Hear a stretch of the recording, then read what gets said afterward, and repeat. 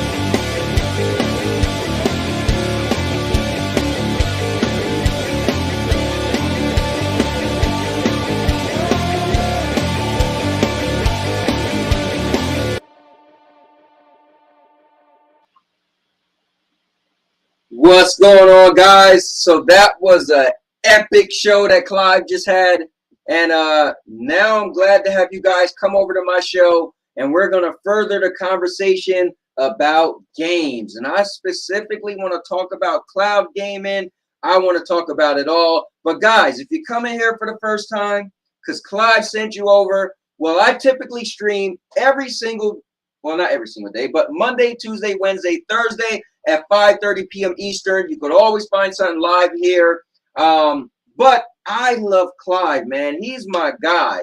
And I always miss his show because I stream a half an hour after him. So last week I said, dude, what if I just do my show after your show? And you can at least tell people to come to me. I'll tell my people I'm going to go to you because I love to watch his show and I always catch it the day later. But today I got to catch it 100% live, and that was pretty cool. Well, anyway, guys, if you're here for the first time, here's something to know. See that right there?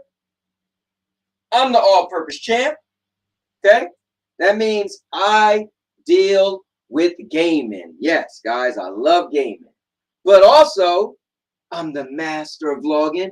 That means, guys, my whole life is on YouTube. I've been vlogging my life on YouTube since 2011. That means every birthday, every Christmas, Valentine's Day, my wedding, my honeymoon. Just last weekend when I was at my mother-in-law's house. Guys, you name it, my life is on YouTube. And if you look up top, you see the Cowboy. Well, guys, when I have this hat on, just know that I'm a natural-born entertainer. And you're going to get all type of crazy stuff when you come to my channel. And with that being said, those are the three pillars of my channel, and that makes me the king of content. So anyway, guys, one thing about my show that's different than anywhere else, or at least I was doing it first, if you guys look and see what's pinned in the chat, that's the link to join the show. That's right, guys. I allow anybody to jump in and actually be a part of the show because I feel that I want to be the bridge between the viewers and the YouTuber, the entertainer. I like to call myself the entertainer, or the content creator. So when you guys sometimes are writing and you got more to say, you just want to put it together. Well, guys, my channel is meant for you guys to click on that link and it'll bring you right into the show. So with that said, I'm going to get comfortable. I'm going to pull up a chair. I hope you guys pull up a chair and let's get this show started. And I want to also give a shout out and thank my guy Clive once again. I think it was pretty cool that I got to watch him. And then, you know, he told some of you guys to come over. So if some of you guys came over from Clive that never came here, let me know because that's pretty cool. And if not, I want my $5 back. Just saying. Anyway, guys, so you see the title is pretty much the future of gaming. I've been on this kick, man, for the future of gaming. So to me, the future of gaming is cloud gaming, right? And we got a lot that was just announced last week, so it's getting crazy. But first, I want to talk to you guys about the future of gaming, and I want to see what you think. And also, if you guys want to jump on the show, I know I got some other people that's supposed to jump on the show. So let me go to the chat first. And my guy, Paul, which is my stepson, by the way, is in the building first. And his wife, my daughter, she got this damn purple. I don't want my thing to be purple. I got to figure out how to change that. I let her use my setup, and she changed the colors. Let's see. So what's going on, Paul? Guys, again, in the link to join the show is right here, guys. It's pinned. So if you just click on that, it'll pull you in, and I'll bring you in, give you some dolled up announcement, and we'll get going. Let's see. Geek the Sneaks in the building. What's up, man? How's it going? We got Simpleton in the building. What's going on? My guy Crow, my favorite friend to play Marvel Avengers with. Also, tomorrow I'll be bringing back Stadia Avengers. So I'm going to do a Stadia Avengers stream tomorrow. So if you guys are free and play Marvel Avengers games, come check it out and join with me as well. Let's see. Mr. Urban World, as usual, he's my heel. Everywhere I go, he got to trash talk me, and it is what it is. Speaking of Stadia Avengers, my guy Wilson will be joining me tomorrow. It's going to be him and I, and we got space for 2 more people. So jump in there if you guys like. Windstar's in the building. My guy Ron's in the building. Amazon Luna, baby. Oh, snap. Purple's in the building. All hype, no play gives Cowboy a happy day. You know what? I'm not going to mess with you just yet, Purple. But at some point, you two can hit that button, since we're talking about the future of gaming, and you can step your little self on up in here, and we can have a conversation about cloud native games. But that's all I'm going to say right now. I'm not trying to provoke Purple. I don't want to get her upset. Just saying. Also, shout out to Purple Haze, guys. She's been killing it lately. Everything she's been doing in community. She launched her channel, and she had so many views on her first ever show. She had me as a guest, and that was pretty cool as well. So definitely shout out to Purple Haze. She is doing the thing, and she actually did 2 streams yesterday. She tried streaming from Stadia direct streaming, and she did that, and then she came back later on and streamed, and I'm not sure what software you use, but let me know. It probably was a restream, right? So let's see. Think Purple's a better gamer than me? I don't know about that. Just saying. Yeah, man. I wanna check it out. If you got some free time, let me know. Jump on in. We should be going live at I think I set it for 5:15. Guys, if you go to my channel, I typically schedule all of my stuff ahead of time, so you guys could check it out and you could see what type of content you want to be a part of or not. And everybody is always welcome to join. So let me show you this real quick. Let's see. I like to use this one. There we go. So I'm going to go to my channel. And as soon as you get there, you'll see what's live, but you'll see upcoming streams. So we got Stadia Avengers tomorrow. Also tomorrow at 7 p.m. Eastern, we got another episode of Stadia Bash Community, and that's pretty much where I interview or do a sit-down discussion with a member or former member of the Stadia Bash community. So we got one coming up tomorrow. So I always like to ask you guys to guess who you think it's going to be. Then on Wednesday, I got an episode of Promo and Pyros, because I'm a wrestling fan, and WrestleMania is this Saturday and Sunday. So we're going to predict who's going to win all the WrestleMania matches. Then next week, Wednesday, we're going to come back and see who was right or wrong. And then, guys, I will be giving out a code for Mad Streets. I'm doing another mini tournament on Thursday. So if you show up, you can win the game. And Wilson won the game last week. So if you come down here, I got some shorts, a lot of funny stuff. You can see all my uploads. But then I got all my live streams, and I got all my videos. So I do 2 types of content. So I always do live streams and always do videos. And my videos could be about anything, from me complaining about hardware is taking too long to load, from me reviewing a product, you name it. All right, so that's out the way. Now let's talk about some future gaming. I will say this: yesterday was really cool. The videos on my channel. I didn't drive. My wife drove home from Allentown, Pennsylvania. We live in, well, just say Burlington County, right? Burlington City. And when we drove home, I was playing on my phone with my cool controller. I'll show it to you guys. And I said, let me see this. I want to see if I could do direct streaming to YouTube as we're in a car driving. And guys, if you go to my channel, you'll see it. Now, here's the only thing. Because the reception was going in and out, my voice was distorted and my wife was playing music, so it was loud. But guys, it held up pretty smooth. Like, you'll actually see what you could see. Stadia does amazing on their end. What they bring to you, because obviously in a car, as we're driving down the turnpike, it was looking distorted, right? For me, right? And there were some times where it was like, you know, I'm running around like, whoa, but what the viewer seen was pretty cool. And I think that's that's just showing that you could definitely do some pretty cool stuff with Stadia. It's pretty cool. Now let's see. Listen, I know Mr. Urban was always trying to start trouble. I'm glad you was on your best behavior in Clive's chat. So, you know, I'm just gonna, you know, not get too crazy involved with your nonsense.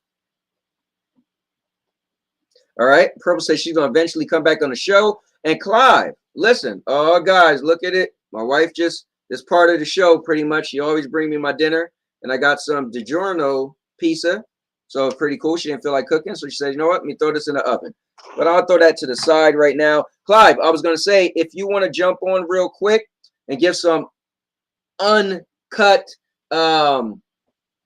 thoughts about the future of gaming, because I actually had a question, Clive, and I would love to hear your answer. Now, I know you was a former Xbox guy, but I want to know what's your thoughts on PlayStation Project Spartacus from all the rumors that you heard. So if you got a free moment, the join the show is pinned in the comments. If you want to jump on real quick and just give me your take on the rumors that you heard of Project Spartacus and what you think it's going to do in the cloud space. Because currently I feel like PlayStation Now really wasn't competing, right?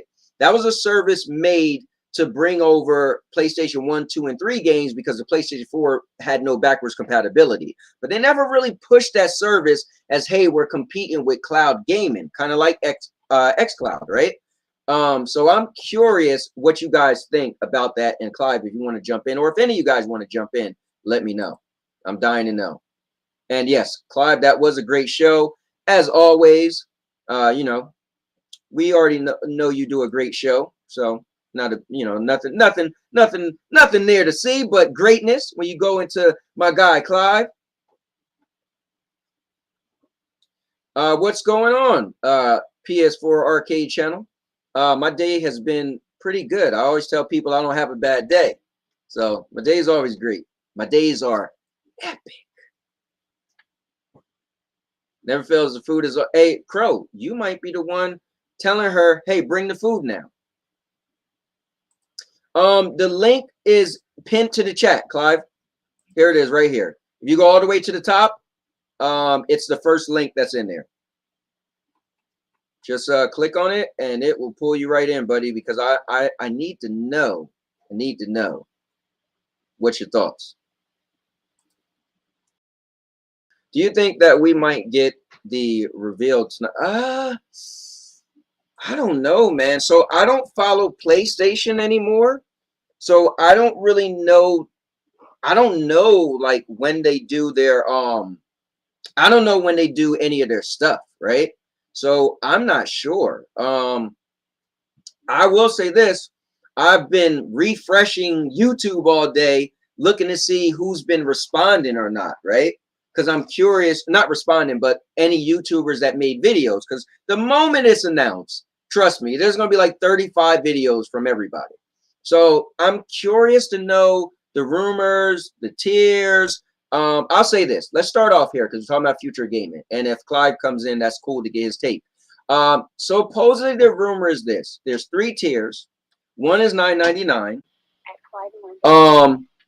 One is $12.99 and one is $14.99. But guys, coming in red hot, the guy that you already seen recently is about to grace us with his presence. My guy, your guy, Clive. Oh man, yeah, What's going on? Now, yeah. I'm unfortunately, this good. I'm thing is a good. little weird with I hear people have trouble with the green screen and all that. So if I you haven't got it actually on. I haven't switched it Oh, on. okay, cool. I heard a couple people say, "Hey, it's not working for whatever reason." So I don't know. Yeah. It's but behind the curtain, like Wizard of Yeah, Oz, right. like Oh, we get to the see it great now. Oz. Yeah. But oh, wait. If you're doing that, I gotta do it then. All right, guys, you ready? Let's see. Let's peel back the. Oh, Oh, look at that! yeah. The fish tank, guys. One day I'm gonna show you the fish tank. Somebody asked me if I could do a video and show all my white fish, but enough of that nonsense. Clive, man, I know it's cool knowing you for a while, and I know you were a big Xbox guy at one point in time. Yeah. So what was ever your feelings on PlayStation? So look, cloud gaming is an inevitability, right? It's Hmm. inevitable, right? So, and Xbox have known that, for a while. Google, obviously, and Amazon, and and everybody else. And for Google and Amazon, it's an opportunity to, they're thinking actually, if gaming goes the way of streaming, TV and films, Hmm.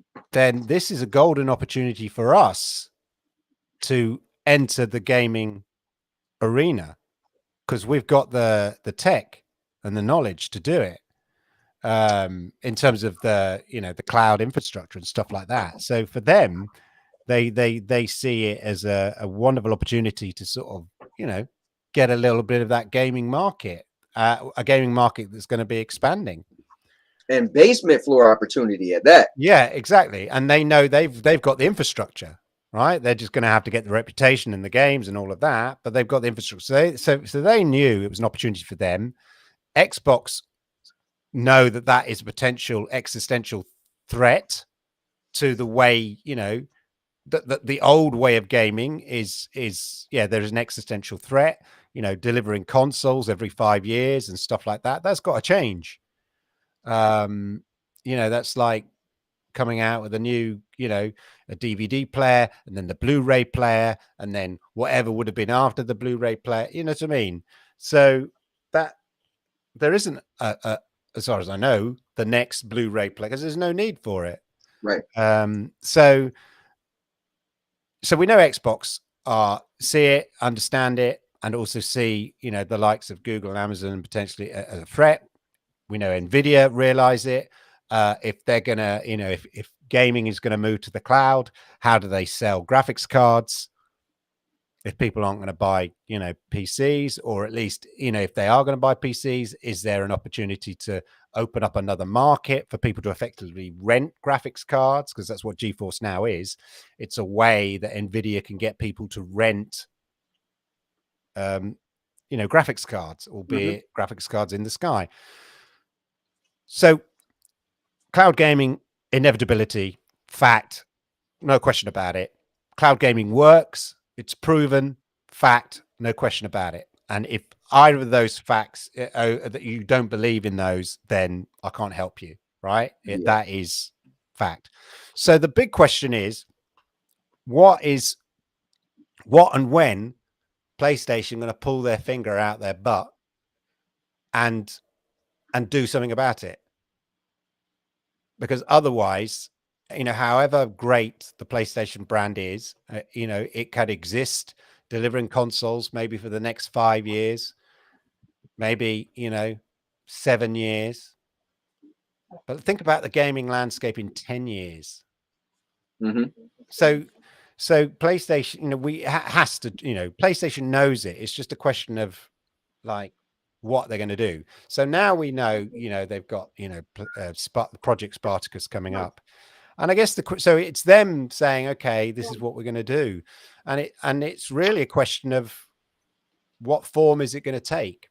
Right. And by the looks of things, it's going to be like a glorified PlayStation sort of Now effort where you get to play a lot of back catalog games, which is cool.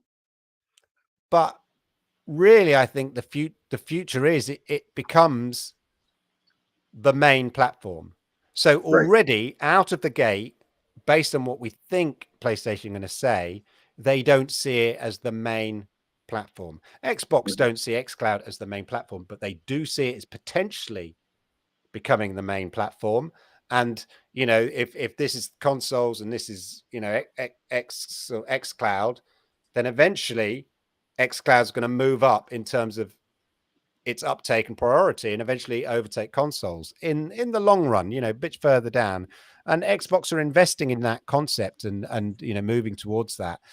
But clearly, from what we can see from what's rumored from Spartacus, is PlayStation also see it as quite a low down, and therefore not worthy necessarily of putting their big AAA, you know, exclusive titles day and day launch games on there to sort of get people to sign up.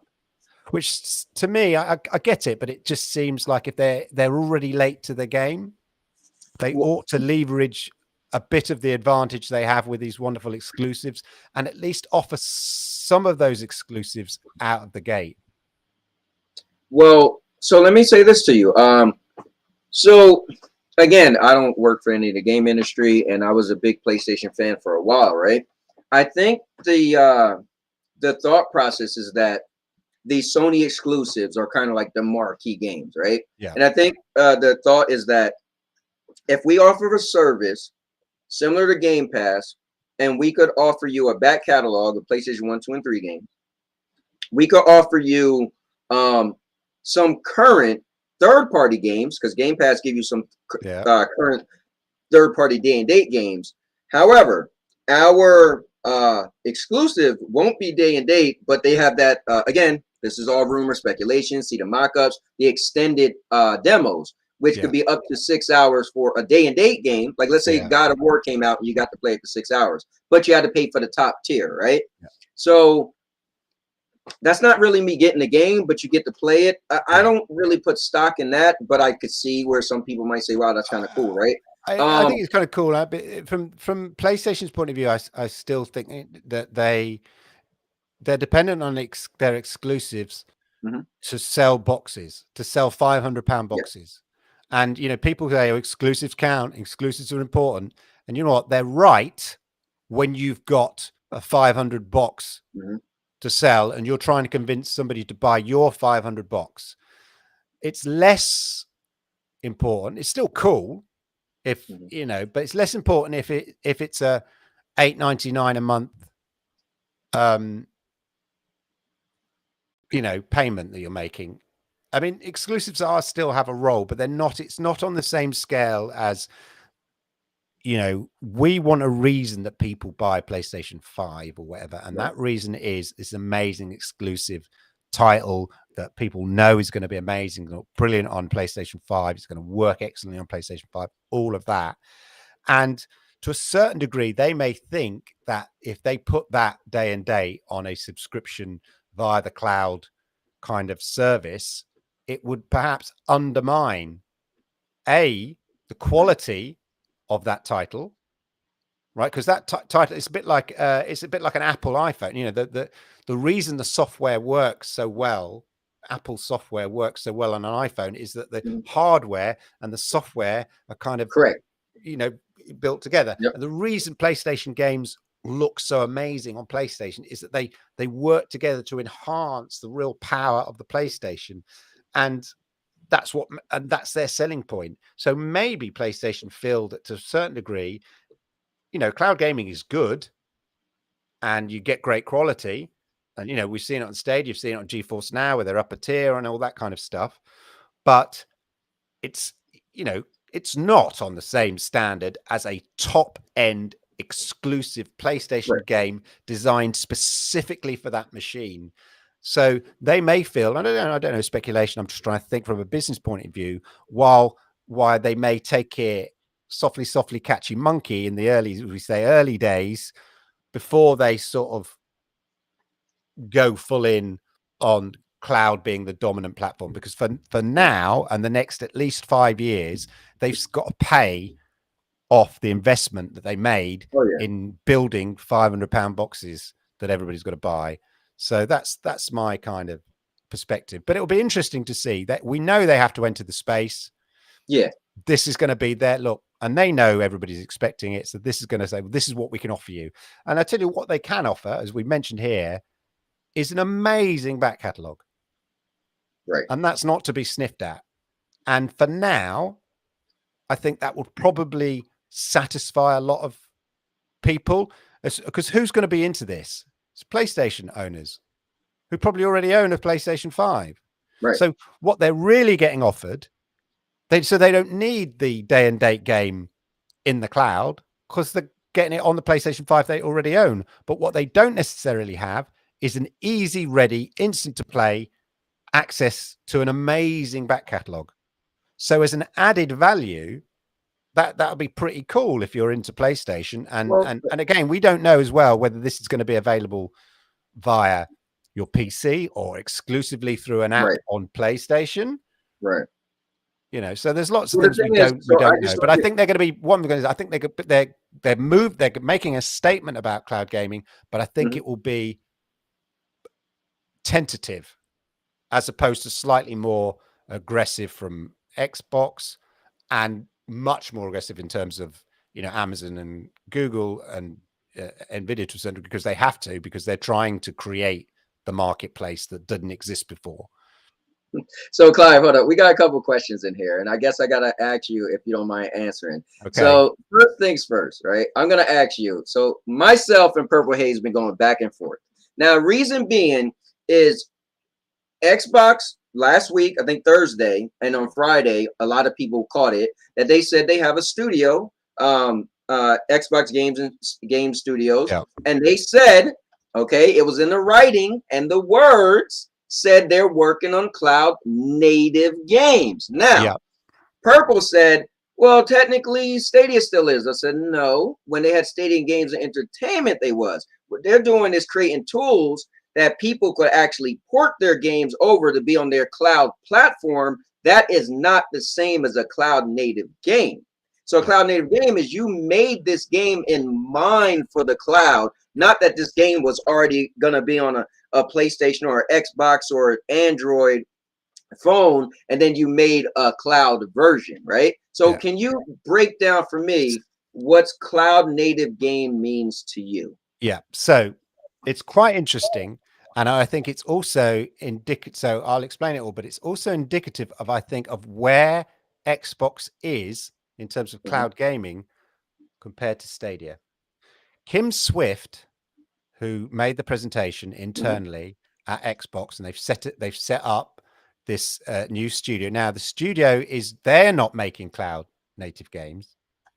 What they're doing is looking to work with partners, publishers, to build out, and they will help with investment and stuff like that, to build out a cloud native game. So it's sort of that sort of second party games. So the interesting thing is to say, this is Kim Swift, and some of the language they used in that presentation, but I went through the whole presentation is the 16-minute video. Is exactly the same as Stadia talked about in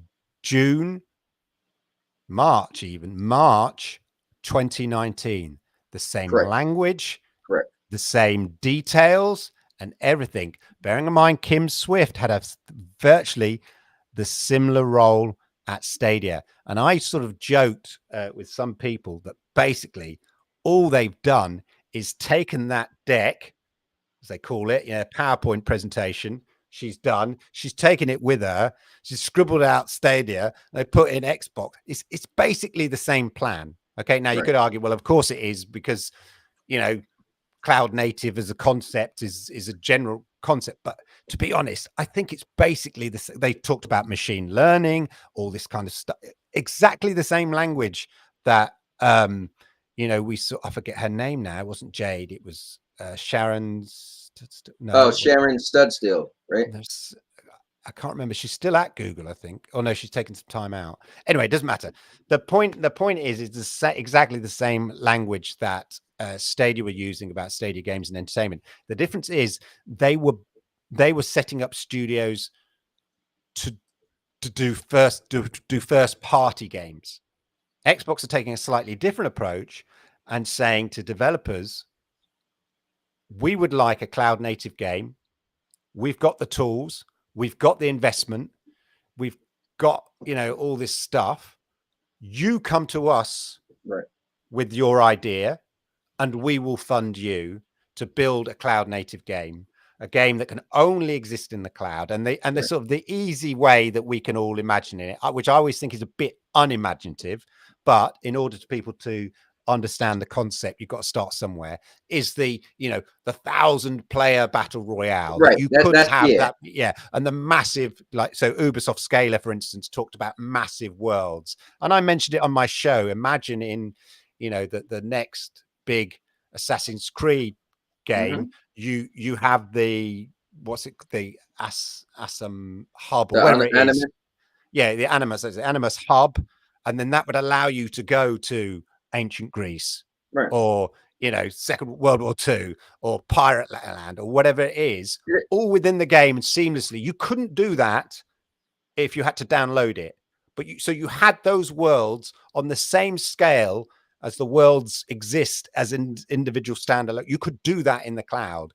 You could go to Valhalla. You could go to, you know, Odyssey. You could do all this, like, whatever you wanted, all contained within a thing. And that's what Ubisoft Scalar would offer. So that's what cloud native gaming can offer you, because people don't have to download an undownloadable game onto their platform. Now, let me ask you this, Clive, because I just want to get your take on this, because, you know, Purple is in the building, a couple of people in the building. Somebody actually wanted me to ask you about Ubisoft Scalar as well and your thoughts. But from what we've heard last July at the Stadia Games Summit, and even just 2 weeks ago, I personally didn't hear anything or any language that said Stadia is trying to fund or create themselves a cloud native game. Are we on the same page? Or so they were, right? They were, and then they'd made a decision that, and they were trying to do it in-house. And I think if you think about the fact that Xbox are not doing it in-house, they've set up a group to attract developers to do it, you know, so second party, not first party, effectively, not in-house. The fact that Xbox are doing that maybe says a little bit about the over ambition of Stadia when they first announced it back in 2019, which again, it is interesting because Xbox are just, this is speculation on Xbox point of view. They're just starting this now. Yeah. In 2022. Stadia started it in 2019. So that's what I'm saying about where Xbox are in terms of cloud gaming. Now, that could be A, they're 2 years behind technology wise, or B, they just didn't think the market was quite ready 2.5, 3 years ago. Stadia speculated and made a big assumption that it would be ready. It proved to itself by the end of the year, the 2020, that actually, you know what? I don't think people are ready to accept cloud gaming on the scale that it makes sense to spend that much money. Really thought they would, and maybe and therefore investing on something that we haven't reached the targets on something that won't deliver for another 3 years is really throwing away, you know, bad money basically after good money. So let's cut our losses now, focus on developing out the platform, bringing the games to the platform. You know, we've got an amazing tech here. Let's find different ways to work with partners. So we know there's streaming tech and stuff like that.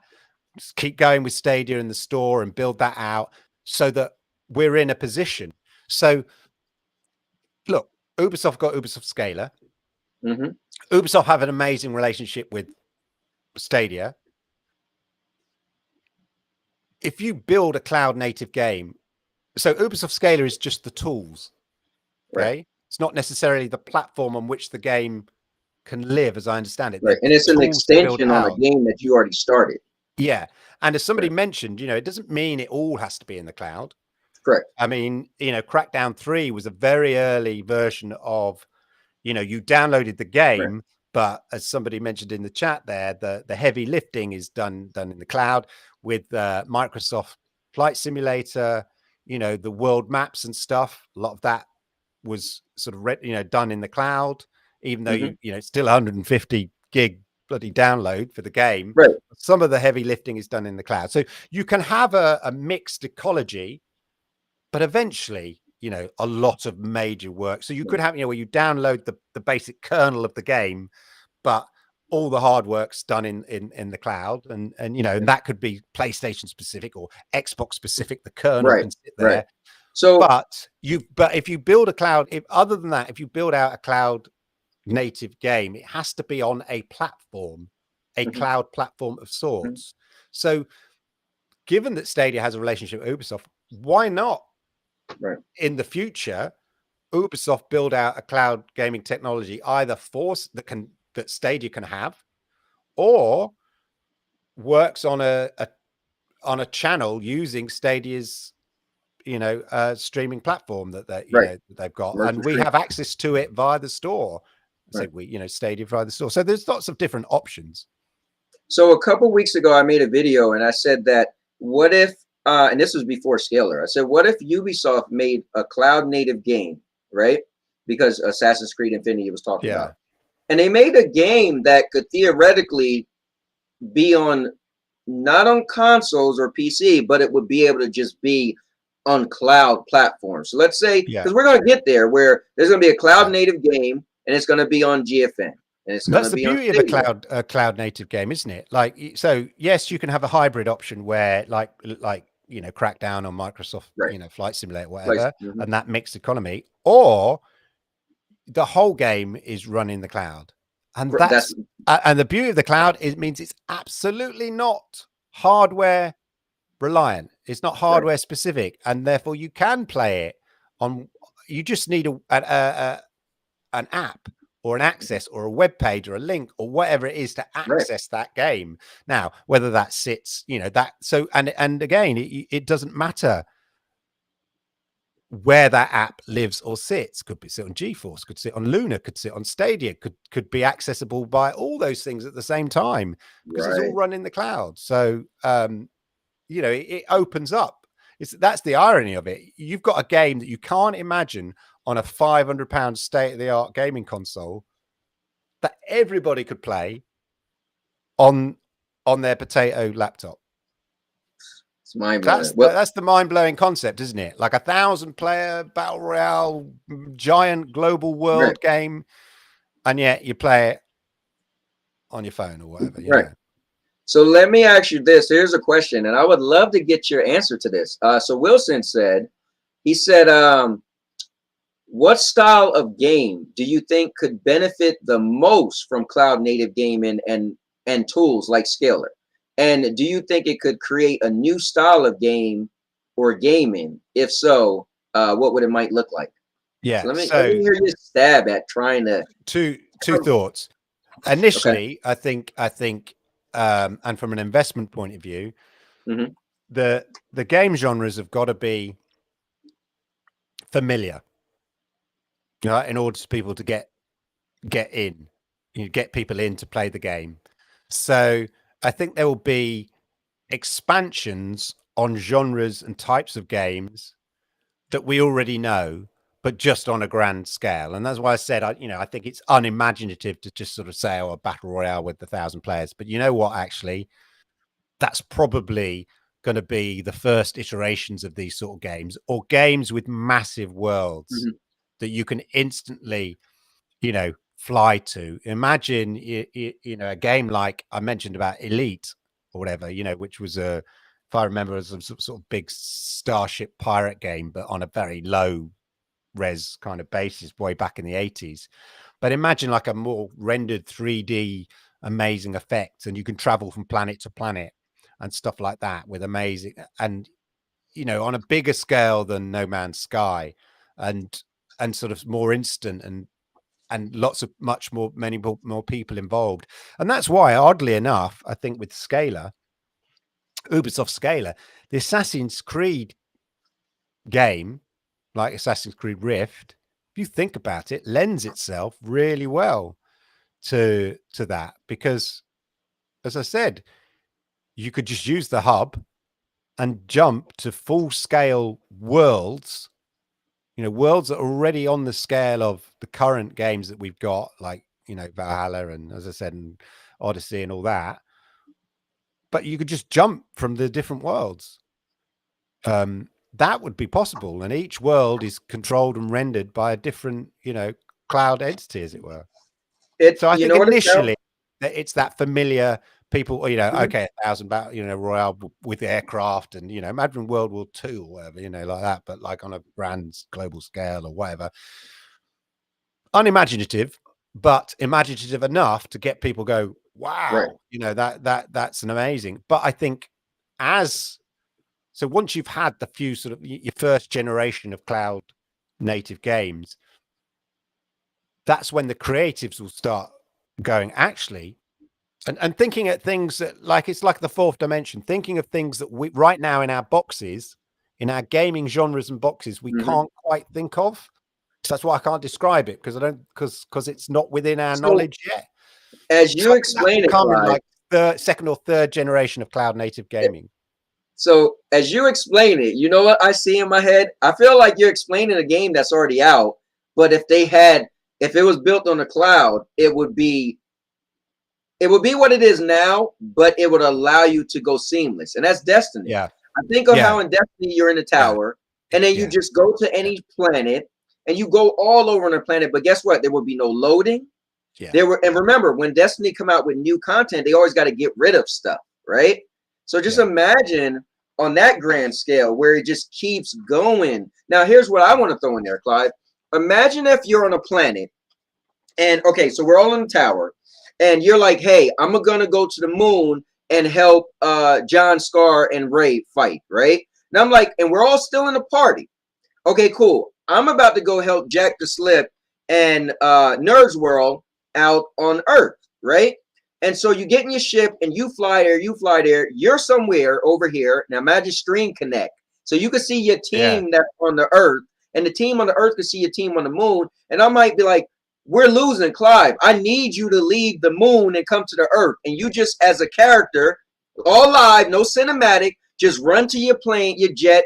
It show you get in it. You control. So now it was okay, a third person or first person game, but now it turned into a game like Chorus, and you're flying, and then enemies are trying to fight you in dog fights, whatever. And then you get in land and get out the ship and run and jump on the front line. I mean, that's something. The thing about that, you have to fly anyway, and that takes time. So, but what you could do to show that actually this is not just like glorify, like how, in Destiny, this sort of the ship's just sort of the animation repeats and loops as though you're sort of traveling and the stars go by, but it's just like, it's like the old walking down a corridor as the game loads in, it's that kind of classic thing.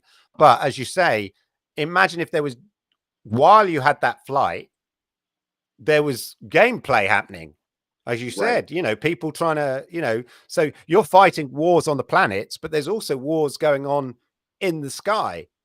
I think, that again, it's the sort of, that's not a massive leap from where we are, but the technology would allow you to do that, and people would kind of get it, wouldn't they? And I think that's what would sell it.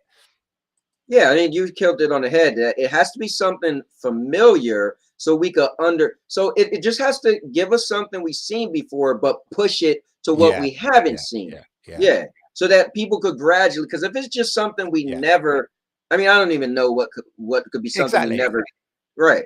And any new technology, some people, that's what we've seen it. Yeah, I saw a developer today on Twitter going, I do not understand, PC gamers who are down on things like the cloud or down on things like Epic Store or things like that. People who are trying to move the needle in terms of how people consume games.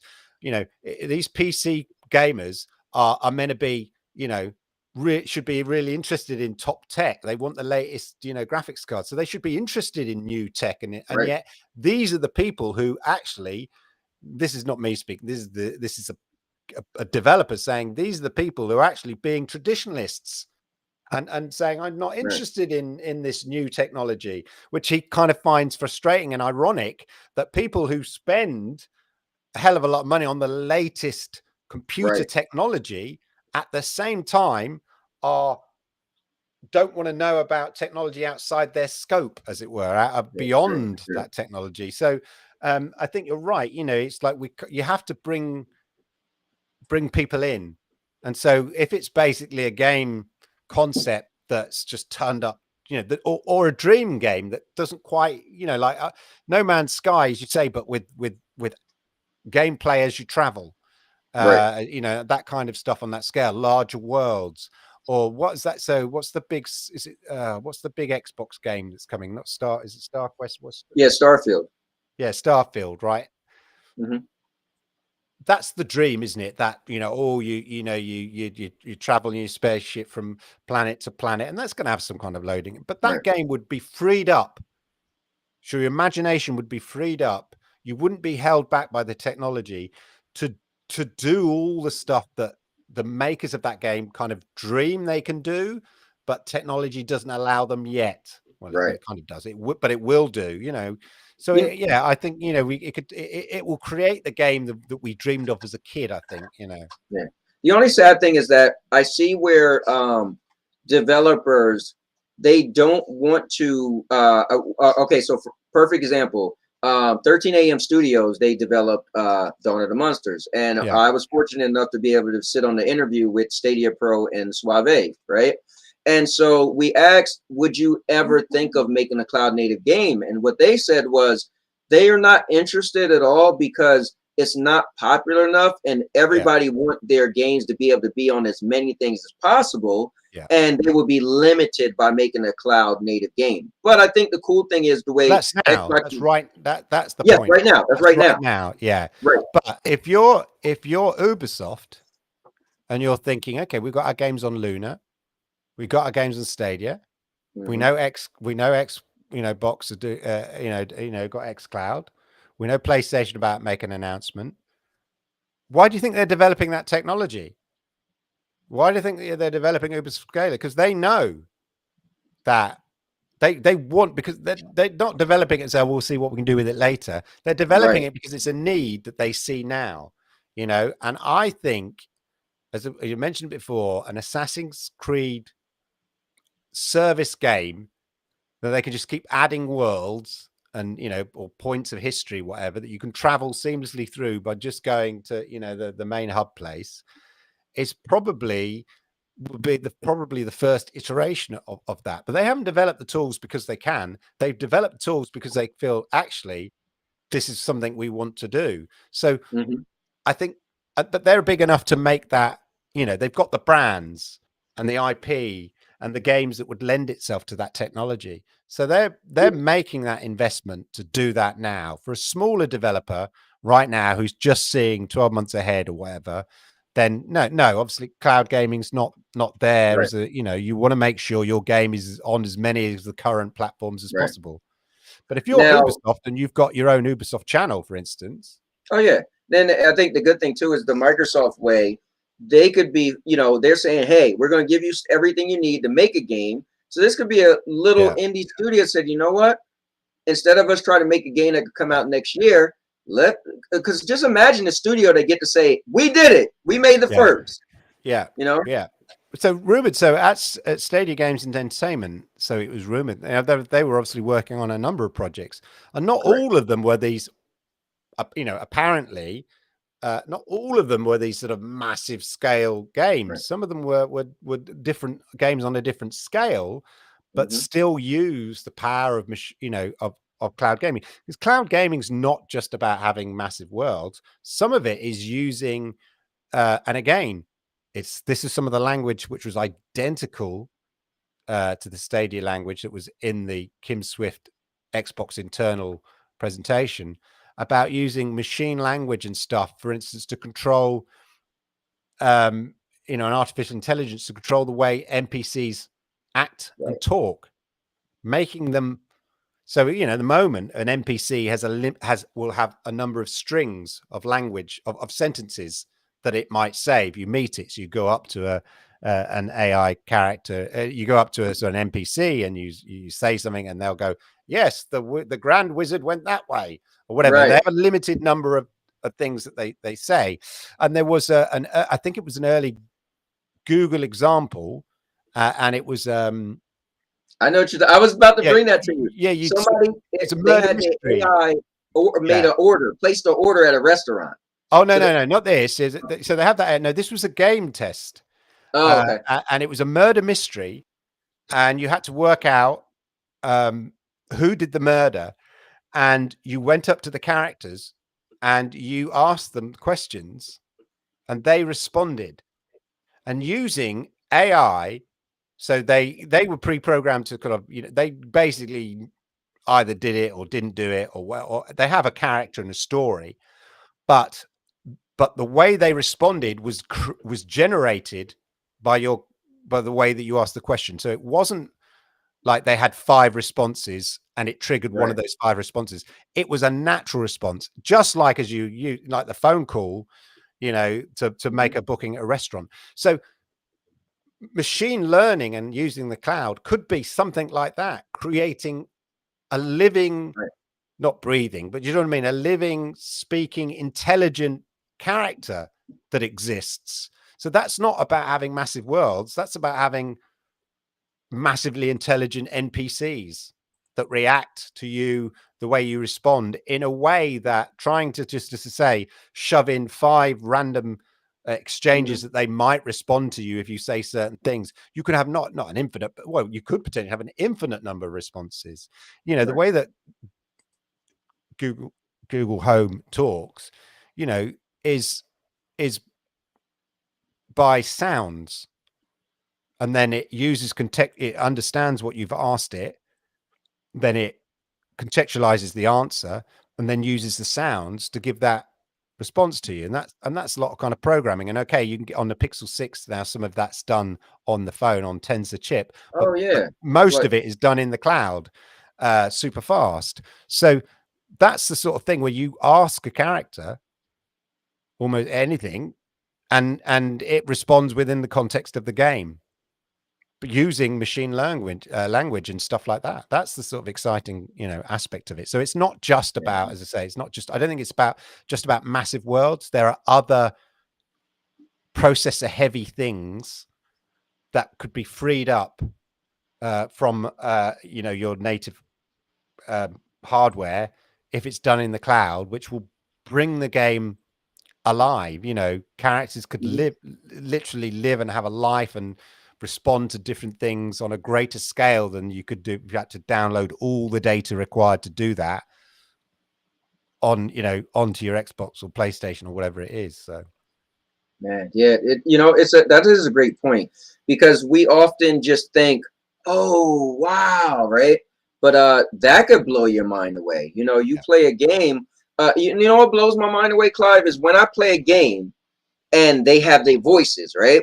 So I never played any of the Elder Scrolls or the what's the other world, the one player modes called Skyrim and all that, right? Yeah. My brother was a big fan of it. And he always tried to tell me, you don't get this massive world. I'm like, I'm a multiplayer guy. So when Stadia got Elder Scrolls, I played it for the first time, and I was blown away that like 99.9% of the NPCs speak.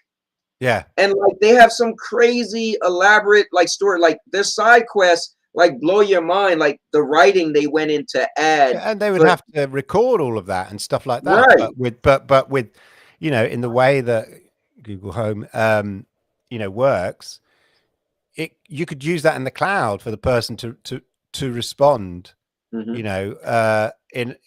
without having to necessarily record verbally and exactly every possible response. So as I said, if there are 5 possible responses, you're not limited to that anymore. You're limited to a much greater number of responses, and it makes the game feel, as I say, would make the game feel different and alive and stuff like that. And also it could, the game could react to real life events, weather systems, whatever, stuff like that. Imagine you had some sort of global game that you traveled around the globe and it reflected whatever the weather was wherever you were, wherever you traveled to in the world, virtually. Wow. Cool. So what about this? David said, all right, this is a loaded question. He said, are either of you worried about the implications of these huge, super accessible, super complex worlds plus combinations of VR at the same time as automation's exponential growth? You're So I'm thinking of trying like to, war games. Do you want to play a game? Remember war games? well, I Would you don't know like why to he play a asked, game? are we worried? I I mean, don't, the point is, at the end of the day, mhm. gaming is entertainment.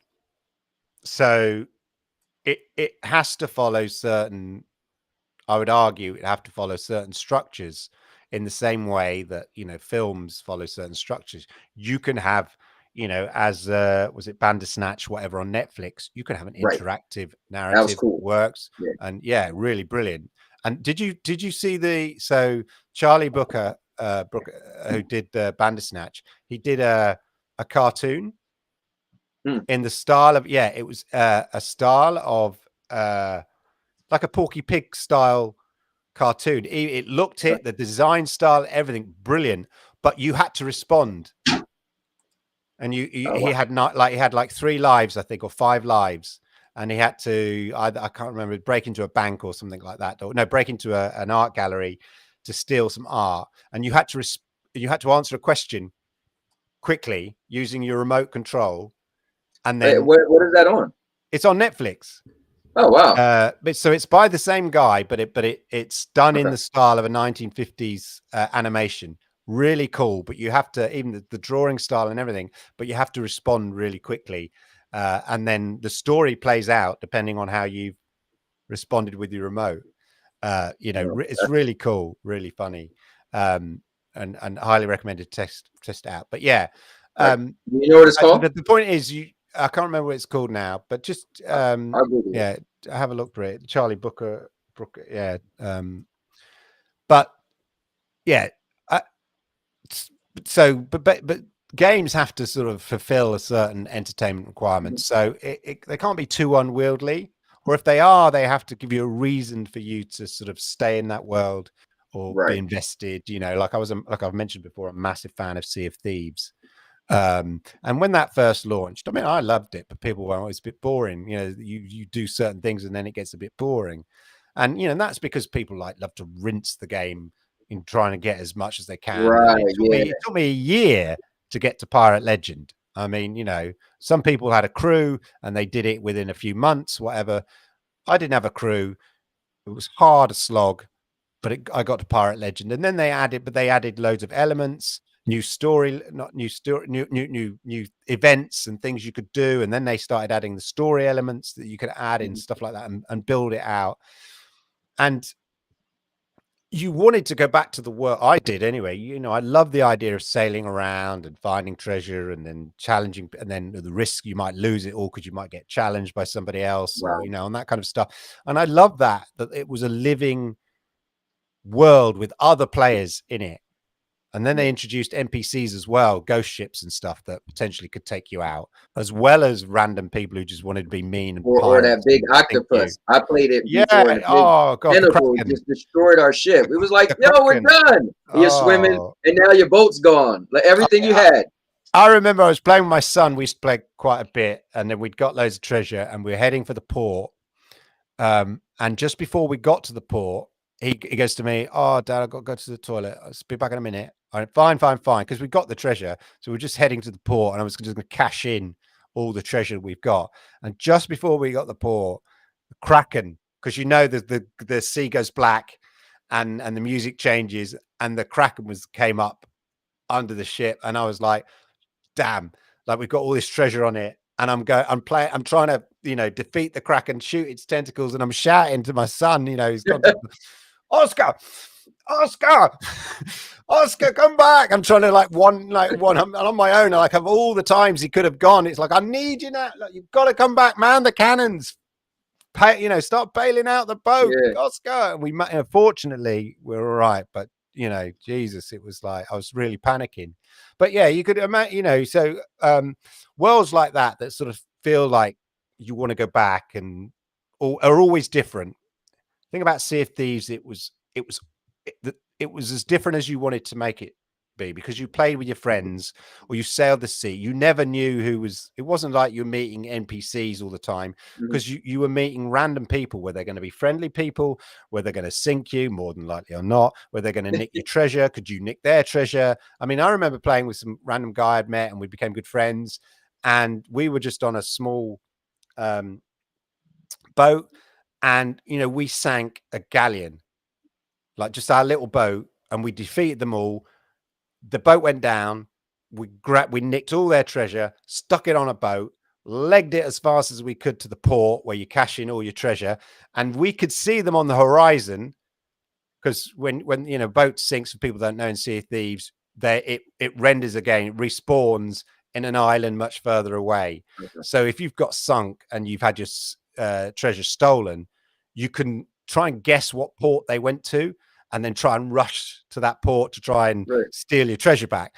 And we could see them coming. And we were like, quick. And when it's only two of you, it's taking you ages to run back and forth to the sort of the gold man, and give you his gold, and the skull lady give you the skull, and quick, they're coming. And we sort of managed to hand over the last chest just as their big galleon pulled up at the port, and they jumped off and they came running to us, shooting us, and we were going, too late, suckers, too late. We know.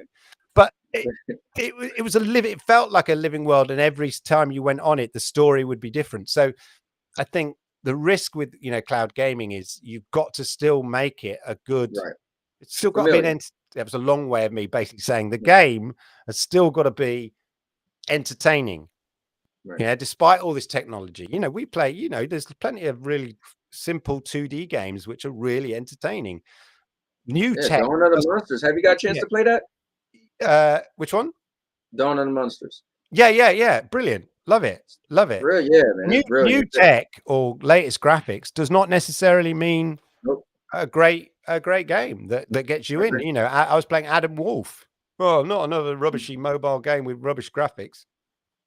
Now you know what's funny? That month, I said it, Clive. I said, this is going to be a game I don't like the most. I played that. I was like, dude, this game is cool as hell. It's always those games, like even more Mercs Market. I said, this game I'm not going to like the most. I liked it more than every other game when I got to play them all. So I played so I so my partner was sitting there, and I was saying, I was just playing the game, and then because playing on the big TV, and she's going, okay, and then because it's a puzzle game, you're having to move, say on one particular element, you're having to move pieces around. She goes, no, move the other bit. No, turn the other bit round and connect those two bits, like that, and you've got other people who aren't necessarily playing the game, like literally physically, but with you going, why don't you do that? Try that? Turn that knob around, press that switch, whatever. And you're trying to work out the puzzle together. And it is really, despite it just being a boring point and click and not a AAA game, it's really entertaining. Yeah, so yeah, I was very surprised. Let me say it's all about imagination. Whoever does a cloud native game, you hope that they're good game designers, and it's not you're playing it because it's a good game that happens. You shouldn't notice that it's cloud native in a way. Do you know what I mean? It should be a brilliant game. Here's what I could say, Clive. I could picture something that looks like Sky Climbers, right? So it looks cell shaded, but it just be like so massive that it like blows your mind. Like it has just so much that you'll note. Like, okay, so typically when you play a game, you realize, oh, there's a lot to do, right? Because it takes a long time, right? Let's say you're catching animals, right? And for maybe it might take you 30 days to get 30 of them, right? Let's say a game like Sky Climbers, and your barn is just massive. You're like, I'm just saying, if it was cloud native, you're like, why is the barn so big? Because you notice that in one day, maybe you could catch like 30 animals and have enough space to put them all, and it's still empty. You're like, then it'll blow your mind that wait, this is massive. Like how many? And you could catch giraffes and elephants. I'm just saying, because that game is kind of like Pokemon. So just imagine in that aspect where we think like, okay, this game has to be 1,000 whatever, but just something as simple, because I feel like you could take a game that graphically don't have to blow you out your seat, No. but what you could do will blow you out your seat, you know? Yeah, you could have like it's like, you know, the world is, as you say, you know, it's you still want the game to look good, be imaginative, play well, be entertaining. So it doesn't, it's not necessarily like any game. It's not necessarily about photorealistic characters, as you say. But you could have a, you know, something like Sky Climbers. Not only could the world be bigger, but the world could be more populated. That's Yes. the other Yeah. thing, you know, populated with more intelligent characters and Right. NPCs in a way that you are limited to, you know, NPCs following a certain path. Now they program NPCs to have a certain level of intelligence, and there are probably some algorithm behind it, but they're still limited in terms of how that NPC can learn. Mhm. But imagine a world in which the NPC can learn in the way artificial intelligence learns, and therefore over time becomes more difficult. Yeah. So it starts off stupid almost, but learns. You know, you see like, you know, robots now, literally that I saw some and I don't know whether it's from the, sort of the Google side of things. But a robot literally taught itself to walk. Mm. You know, this is a real robot. So they sort of throw it and you see it like, you know, it was a four-legged kind of type robot, and you know, initially it's falling over, scrabbling about or whatever, but it's learning, and then eventually, like a baby or whatever, it learns how to walk, and then eventually it's literally legging it.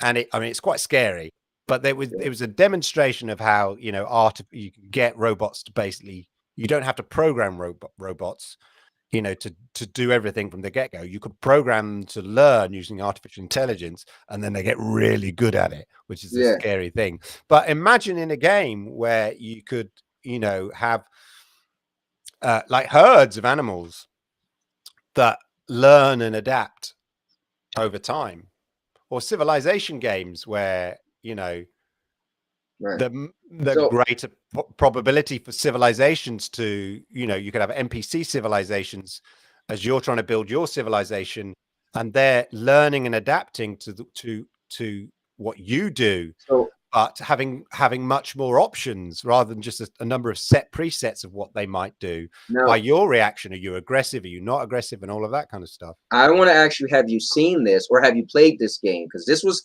everything you're talking about. We kind of seen something similar, but real quick, a lot of people was trying to say hi to you earlier. So Hello. Jinx is in here, Evan's in here. Let's see, Ashes said hi to you, Ray's in here, Jezzy Belly is in here, and Chariot Man came in as well, and Vet Cloud Gaming came in here as well. So they all was like, hey, Clive. But Yeah. Clive, do you remember Shadow of Mordor when they added the Nemesis system? No. So the whole thing was you Shadow Mordor, Lords of the Ring, right? You would be out in the world and you would fight an orc, right? And you have a battle with an orc. You didn't kill the orc, you would cut him. Let's say you would have a Yeah. slash on his face. And then later on in the game, you would meet up with that orc and he would remember you. And he would have a set Yeah. thing. He said, like, oh, you gave me this scar. And you'd be like, wait, what? This character I haven't seen in like a half an hour or a day remembered me. So that was called the Nemesis system. And then what it did was you could eventually, they would either decide to join you or not. And you would build an army of enemies you fought based off the interaction that you had with them later on. Yeah. I always Yeah. thought that was kind So of mind blowing. and actually you could, you know, we're spitballing here. Yeah. You could you could basically extend that using artificial Mhm. intelligence and the cloud, powered by the cloud.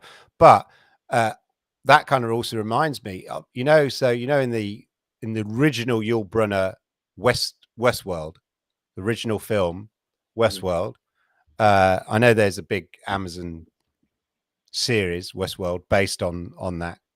But the original film was like it's like a kind of it informed Terminator and stuff like that. But in the original Westworld from the late 70s with Yul Brynner, it's fantasy worlds. Yeah. So these two guys, they book their fantasy world, and the fantasy world they want to go to is well, cowboy hat, isn't it? They want to go to the Wild West, yeah. And one of the guys, he's been before, and he's saying to his mate's a bit shy, and he's, I'm not sure about this. He goes, no, you'll love it. It's populated by robots, and you can do stuff, and it's really cool, but they can't kill you or anything like that.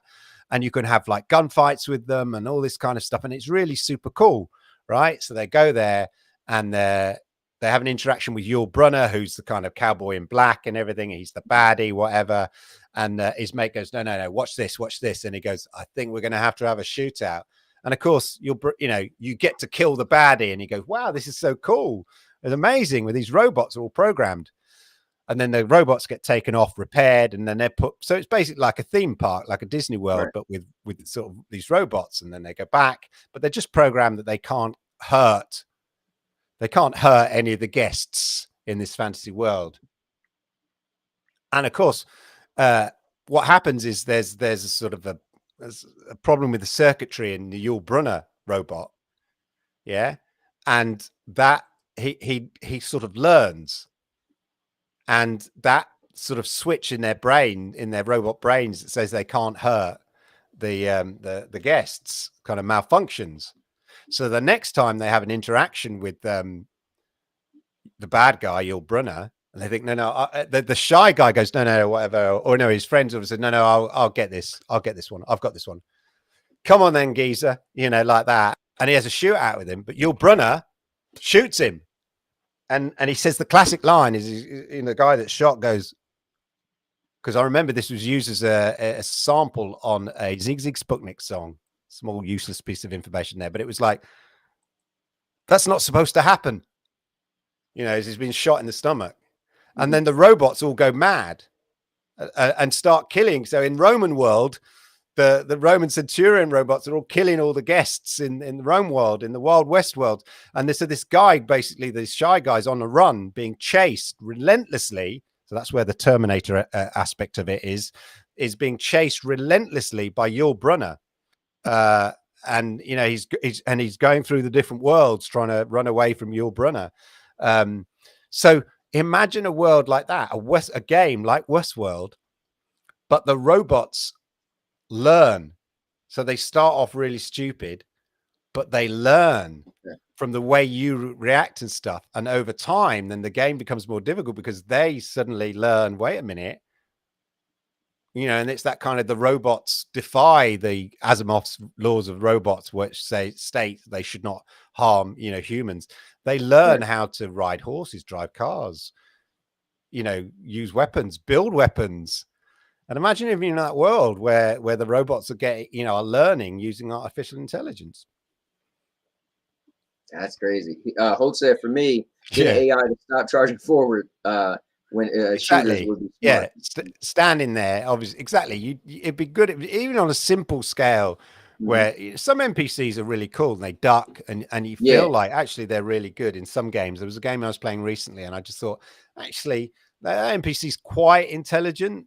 The way they're sort of, it's like in something in Far Cry 6, some of the more elite soldiers are a bit more, they hide a bit longer, and they're harder kind of just to pin out, whereas the dumb soldiers just walk around and they're easy to shoot. I'm taking it back, Clive. I remember on PlayStation 3, Resistance Fall of Men. And I remember you would throw a grenade and the Chimera, the creatures, they would jump and roll. I used to be like, man, they would dip, and so I feel like maybe I guess that was exclusive and they just went all out, for that game. But I don't know, man. But yeah, I think the opportunity for, cloud native games, as say, it's not just about massive worlds. It could be about, super machine learning, artificial intelligence that just makes the worlds breathe and become even more sort of realistic in terms of what can be done in those worlds, and how, like, even with, Crackdown wasn't the perfect example, but the thing about Crackdown 3 was that you could have much greater physics going on. So even on those, it's like special effects. Like initially you might, special as this, jumps forward in special effects, you kind of sort of see their special effects.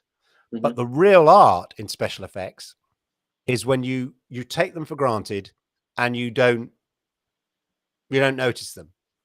And that's and because they've been used in a really imaginative way, and the detail in there is so subtle that it without it you might notice, but the subtlety just means you have no idea the extra work that they've done. So I think it's probably, you'll start seeing some stuff powered by the cloud, which is like that kind of, it doesn't have to be in your face. You know, it could be real background stuff that you don't notice, but just makes the game somehow feel more real or more responsive in a way we've not experienced before. And, you know, the danger with any new technology is it's kind of in your face and you sort of see it for new technology's sake, rather than being used really imaginatively, and you don't notice it, but you just experience the game in a different way, you know. So You know what? It reminds me of I was so into Destiny that when Destiny 2 was coming out, I told the story before, and I got it on video because I've vlogged my whole life since 2011. When Destiny 2 was coming out, it was either the day before or that day, right? It was coming out it was midnight, right? I went to Walmart and I bought a 70-inch 4K TV and a PlayStation 4 Pro just because I wanted to see it, you know. And people, I was like, what's the difference? And people explained some of the flames that the PlayStation 4 Pro, you can see extra flames. So my question to you is it fair to say that when we do get our first cloud native game, should whatever hardware it goes on, whatever platform, should it be powerful enough to have ray tracing? Because the way you were explaining, kind of like, you know, exposure, whatever, but just imagine if we could go to the max, right? And if it had these extra flames, but I feel like at that point, ray tracing. Again, yeah, I mean, that shouldn't necessarily, the beauty of cloud gaming is it shouldn't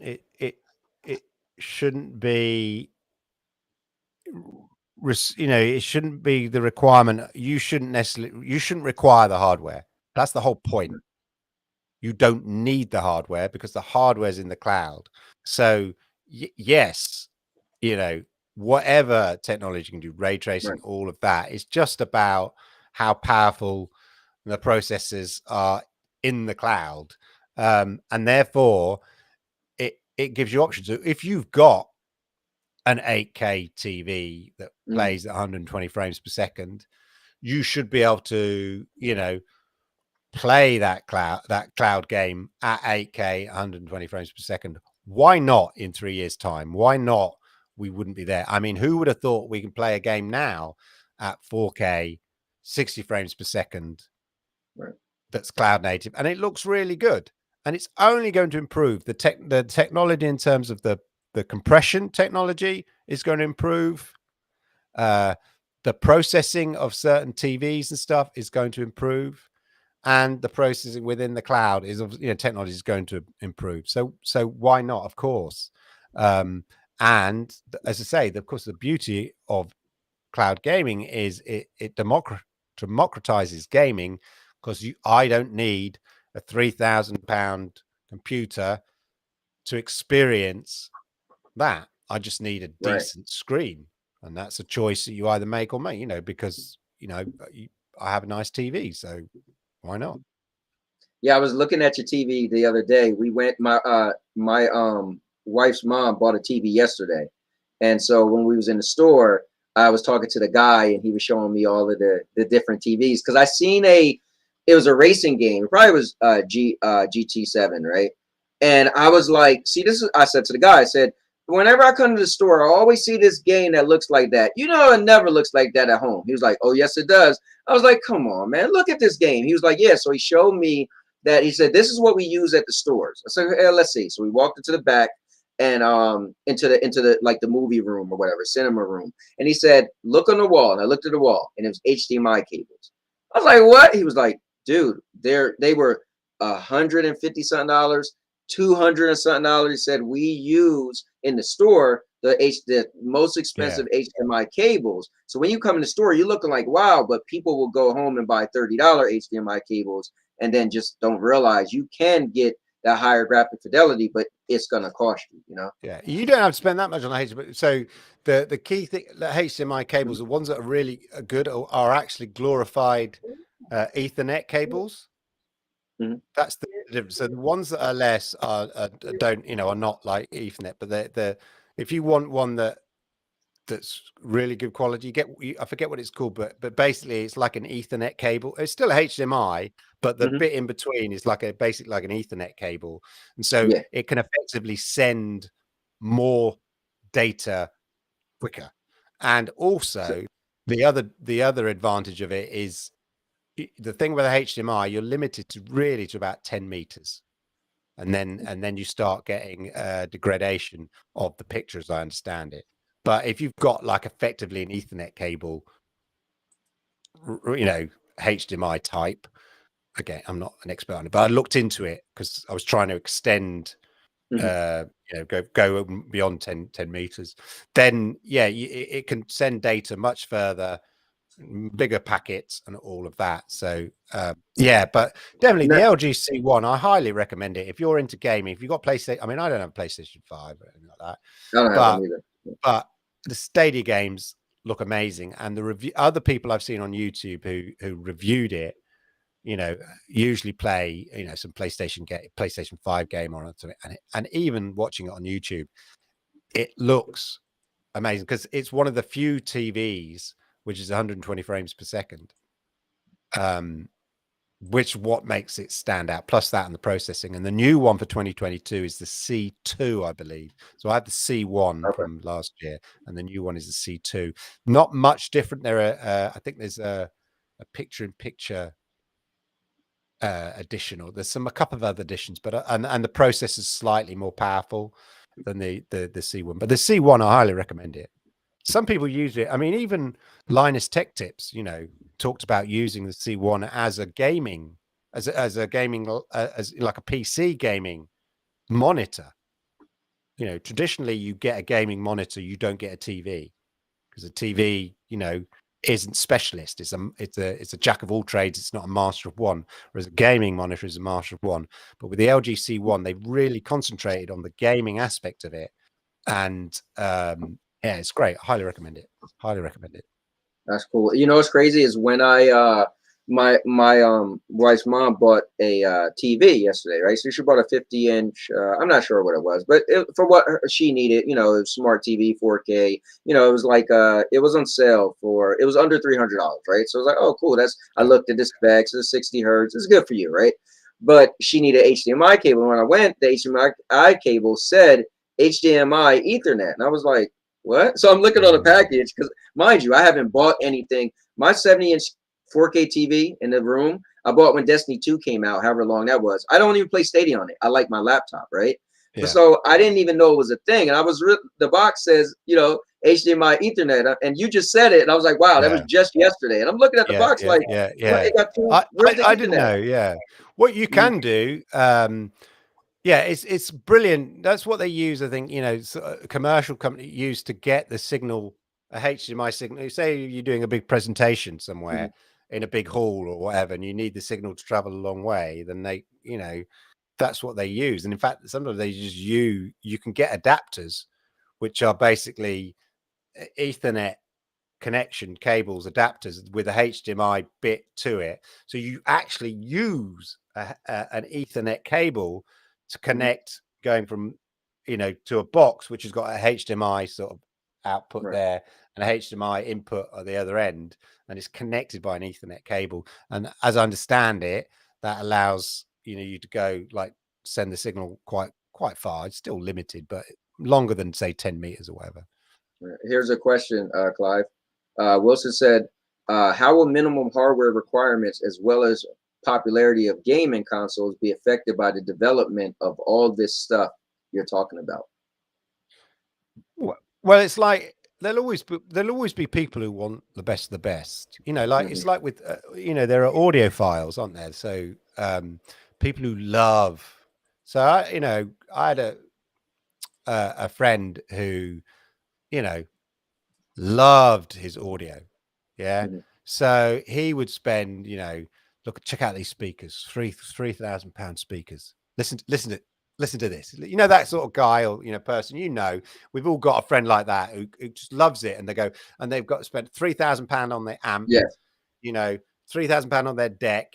And then they've got like 3,000, you know, they've got a pro amp on top. Then they've got £3,000 speakers or whatever. And, you know, and they're also that sort of moved as well to their, you know, Blu-ray as well, and it all plays through the 7.1 surround system. And they go, listen to this, and they get the special edition of Apocalypse Now, and they go, listen to the helicopters come around here. You can see they're right over here. Can you see? And you know what? It is really, really impressive. Yeah, you know what? Actually, yeah, I can tell the difference. It's really impressive. Well done. But you know, so there'll always be people who go, you know, there'll always be Linus Tech Tips who'll go, oh, look, it's not quite, the quality's not quite, look, you know, who want the fastest thing that man could, Right. you know, man or woman could build and all that kind of stuff. But you, if you just concentrate on that, like if you're, you know, creating a game or anything like that, then you're really narrowing your marketplace, aren't you? And Right. growth is in the, as I say, in the democratization of gaming is by making gaming accessible to everyone, right? So quality, it just has to be good enough. Right. You know, and that's the thing about Stadia. People go, yeah, I saw a little bit of banding at the top. Some of the blacks aren't quite black enough in the corner when I play it on my stuff. When I sit next to my 3000 gaming PC or my PlayStation 5, and I put them next to each other on two different LG C1 monitors, and I stare at them and look at one from the other, I can tell the difference. And you go, who the hell compares? That you don't, you just fire it up, and as long as it feels good enough, you're happy with it, you know. I play on my LG C1, and I tell you what, Far Cry 6 or whatever, even FIFA, it looks amazing, yeah, because I don't have a PlayStation 5, so I don't even have a memory of playing that game 10 minutes earlier and then rush downstairs from that monitor and compare it to that monitor. Can I remember the difference and rush back upstairs? Right. So as long as it's up to a certain level, you know, and to where people would expect. And again, I've said it before so many times, and we are now into the Xbox Series X kind of the current generation. We're like a year or so into it, if not a bit longer, aren't we? So I forget how long we're into it now. So we are into it. But let us not forget the majority of consoles in the world are a PlayStation 4 or an Xbox One.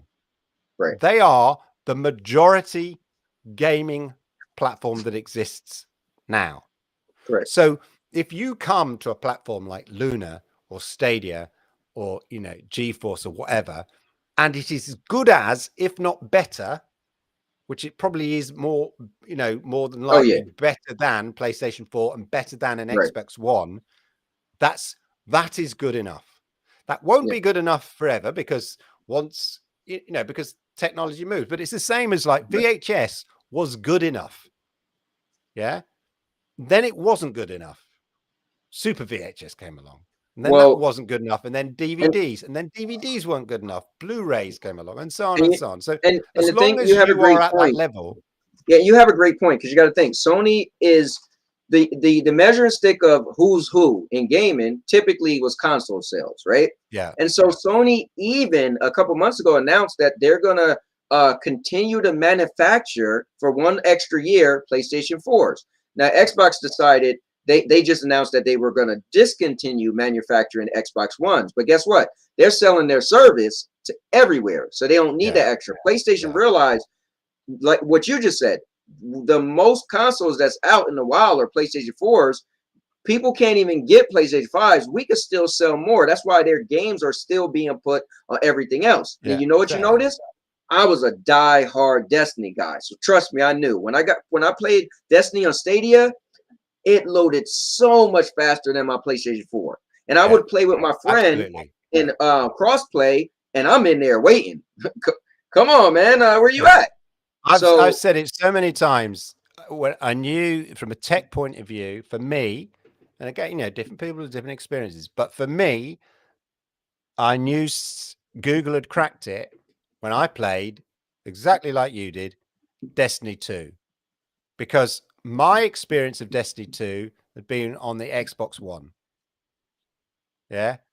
And I played Destiny 2 on Stadia, and it played and looked better than my experience of Destiny 2 on Xbox One. And that's because it was at 1080, 60 frames per second. I don't, at the time, I think it was tops you were 1080, 30 frames per second on your Xbox One. And it blew me away. And that's when I knew, yeah, cloud gaming works. There's no latency lag in that, and that's noticeable, no more than, you know, you're going to be playing on your Xbox One. Now, obviously standards have gone up, but that's always true. You know, we were streaming, you know, when we started streaming TV and film, you know, what, it wasn't in 4K. Right. Now, and you know, I remember when they experimented in 4K. I remember the BBC, we have BBC iPlayer, which is our sort of, you know, Netflix for BBC, whatever. I remember when they experimented with 4K versions, you know, and I remember when Netflix originally just a few UHD versions of streaming, you know, their things. But now every new original Netflix has to be in, you know, full 4K, right. Dolby Pro work, you know, everything, you know, that's the standard that they set. That's like their exclusive. So they has to show off the system at its top. And the technology, and now the streaming technology allows for that, for film and TV. And the same will be true of you know, of games. And it's just a lot easier to upgrade that technology for everybody rather than everybody having to buy that technology. And that's the beauty of cloud gaming. Let me ask you this: how much of a priority is it that you think Stadia adds like a camera feature to their YouTube direct streaming, like couch co-op? So some stuff like the competitors, like how Luna have their couch co-op. Like when Dawn of the Monsters came out, I was upset when I found out it had no online multiplayer. And I even told the developers, like, dude, how y'all? But Luna couch co-op would have definitely solved something like that. I think if you had to prioritize those two things, you'd probably go for the couch co-op, because again, you know, we create content, so we're all obsessed about, you know, streaming and stuff like that. Right. But that's not the top of the shopping list of your average casual gamer. Bear in mind, we're talking about your casual gamer. People who are into gaming. You know, so many stories about Stadia. People who come to Stadia say, "Oh, I used to have a PlayStation 3 or whatever, and then I stopped gaming, and now and then Stadia suddenly got me back into gaming because, you know, I didn't have the resources or I have different priorities. I can't justify, you know, spending 500 quid on a, you know, gaming console because now I've got wife and kids and they're going to, why the hell are you spending 500 quid on that?" Whereas, you know, that's a sort of a hearsay anecdote that we hear all the time on Reddit and everything. So, yeah, I think it's not, you know, and that's the market that cloud gaming is going for. You know, it's making gaming, you know, accessible to everybody. And so, yeah, it would be really, yeah, look, would it be cool if we could, if the people could stream and then have a camera in there like Luna? I think it's great what Luna's doing, and in a way, I would be cool if Stadia did it, but it's not a priority. But things like couch co-op, you know, because you want gaming to be a shared experience, either online with people or, you know, your family. And that's why we know those games with split screen and stuff like that, family games, are really great, you know, to have, because people want, especially as things become, you know, people still gather around, well, you know, to a certain degree, occasionally gather around the TV, you know. And if you've got cloud gaming apps on the TV, as I've said before on my show, gaming just becomes another choice. Do we watch that movie on Netflix? Should we have a movie night? Should we have a gaming night? It's just literally picking your remote. And so if it's, you know, the thing about gaming is it's an interactive experience. So you want games in a way that everybody can interact with. If there's a group of you, you know, in the same space, as well as obviously interacting with people online. So I think that is a priority. I'm sure, you know, Google's engineers are working on lots of things we don't know about behind the scenes, but I'm not sure camera aspect is a priority. It's quite clever the way Luna do it, but it seems a bit, it's still, honestly, outside our bubble, it's super niche, I would say. Yeah. I think also they went a step further too. I think that's cool. Is they allow you to start up your stream without being in a game. Because that's Right. essentially Okay. the stuff Yeah. we could do on this, right? We could Yeah. be talking, and then I could fire up a game on Stadia and then share it. So I watched the video and I was like, oh wow, so the camera's here and it's just showing the background and you go and pick. Because even when I play Stadia, I stream Stadia games, right? On direct streaming, I have to pick my game, go into You my have to game, start and the then game. launch it. Yeah. It would Yeah. be nice because you could theoretically do like a show, right? If you wanted Yeah. to say, hey, we're gonna play this game, but the moment you don't want to play that game anymore, then the show ends. One real quick, I'll throw in this though. What's powerful is last night we were on our way home. So my wife's mom lives 2 hours away, right? So just think it's 2 hour drive. So we got in the car and I said, I want to try this. I want to do direct streaming in the car while she's driving. And it was cool to see that mobile service. And what Stadia does is amazing. So the video's on my channel now, and it's like 14-minute video, but if I turned off the microphone to catch my voice, because that's what you could hear. You could hear it got distorted as Yeah. the internet got, or the mobile service got better and went in and out. But that video footage never broke because the Yeah. way Stadia does it is it's coming from then to your viewers. So even in the car while I'm driving, and I can see where, and again, Stadia's secret sauce to me is when you're getting low signal, whether it's mobile or your Ethernet, Stadia still somehow plays smooth, but it looks a little more distorted. And I Yeah. prefer that because I can still play the game. Yeah, getting a little fuzzy, but I can still play the game. They So it was prioritize the gameplay rather than the yes, graphics. Yeah. yes, and it was cool. Like I said, if I turned off sound, you would have just heard only the game. The game sound, like everything that came from Stadia to you on YouTube was beautiful. Yeah. 1080, Because it's not 60. It was affected by the great. data signal, is it? It's just, Right. other than if the data signal prevents you from sending a signal to play the game back, the actual visuals are straight from the Google's servers. Yeah, it was pretty. It was That's pretty the amazing. brilliance of it. That's one of the reasons I wanted for me, and it was slightly frustrating when it launched that it wasn't available, because that was one of the things that really appealed to me. Because I used to stream, when I streamed Sea of Thieves, I streamed it via the Mixer app. Yeah, I I used remember to that. stream on Mixer on the Xbox, and then I used some online software called Lightstream, which was really cool, and you could connect your Mixer app, your Mixer account to Lightstream, and then it allowed you to do overlays and all of that, but it did it all in the cloud. So I could stream my Xbox gameplay with a camera, which you could do anyways via the Xbox, but I could have overlays on it, alerts and all of that without needing a super powerful computer to run it all, because all that element, the light stream elements, was done in the cloud.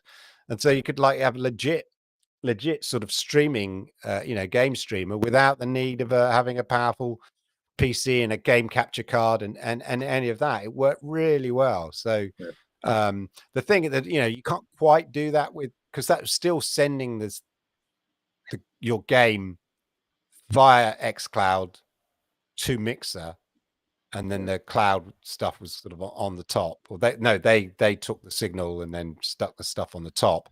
The thing about the difficult thing about doing it with Stadia Stream is that you're not getting the stream, if that makes sense, are you? The stream is forgetting Right. you. Stream's going straight to YouTube, straight from the Google servers. Right. So there's no sort of way for them to, necessarily to put. You have to have a separate signal of overlays going from somewhere else to it, and I'm not sure how it would quite work. Well, let me ask you this. People were talking about how amazing Dirt 5 look. Let's see, Gondor said Dirt 5 on Stadia proves that hardware is good enough. Yeah. What's the bet? Now you got an amazing TV, right? And I'm not saying you played every game, but what's the best looking game you've seen on Stadia? Graphically, you've seen it and was like, man, this game is a really good looking game. Well, I tell you what, Doom Eternal still looks amazing, and I think that's one of the games I when I did my YouTube review of the LGC one, I think I used Doom Eternal because there's like reflections and sort of flames and stuff like that. Speed too, man.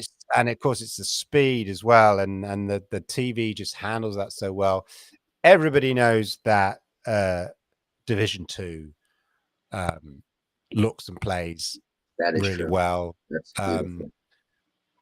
I still really like FIFA 22. I mean, it's not meant to be, you know, on a graphical level, say Doom Eternal, but it still looks really, yeah, it looks and plays really good. So, and even Destiny 2 still looks really good. So there are plenty of examples. Far Cry, and of course, Red Dead Redemption on Stadia as well. There's some, I mean, that's such a great. So if the game is good, and there are great moments and scenes, there's some real beautiful vistas in Red Dead Redemption 2. I remember you just stop and just admire the view, you know, and you're on the mountainside looking across the Midwest or wherever it is. You're just thinking, yeah, this is impressive.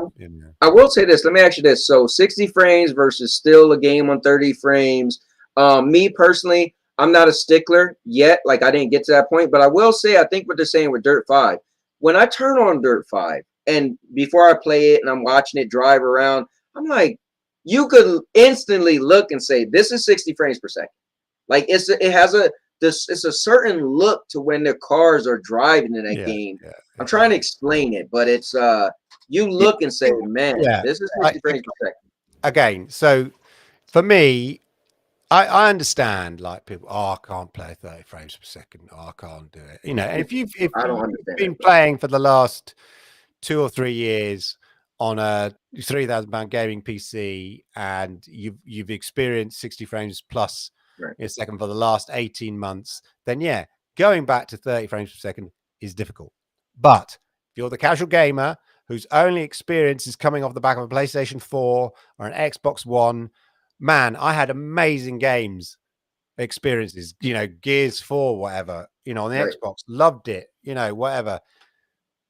30 frames per second. Yeah, because that's all they could do.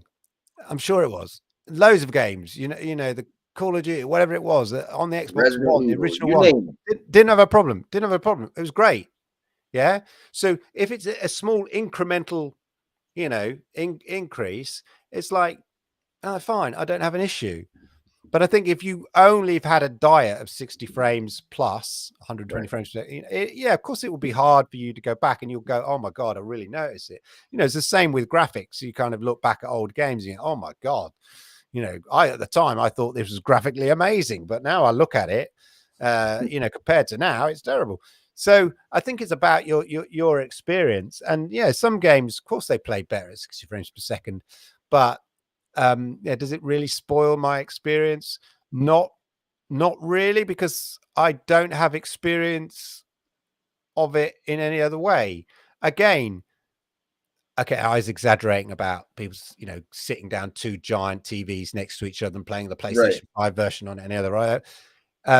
Yes, you'll notice the difference. And equally, if you said, well, I played it on GeForce, you know, GeForce Now at the top tier at, you know, 60 frames a second with ray tracing, and I noticed the difference. Well, good. Well done. Play it on that. Right. Do you know, what's your problem? Like, why are you going back and going, well, you see, I can't play it on. Well, don't play it on the Stadia. You've just said you can play it. So if you can play it on that, play it on the best thing you've got. Right. But if the best thing you've got is Stadia, it's great, fantastic experience. So that's the thing. But if you've got something that, you know, that play things better, then why wouldn't you play it on the thing that plays it better? But not everybody has. I don't have a PlayStation 5. I have an the console wise. Well, ironically enough, my son has, because I bought my son an Xbox Series S. Actually, my daughter uses it more than him now. So she just plays mine because she wants to play Minecraft with her friends on it. He's obsessed with FIFA.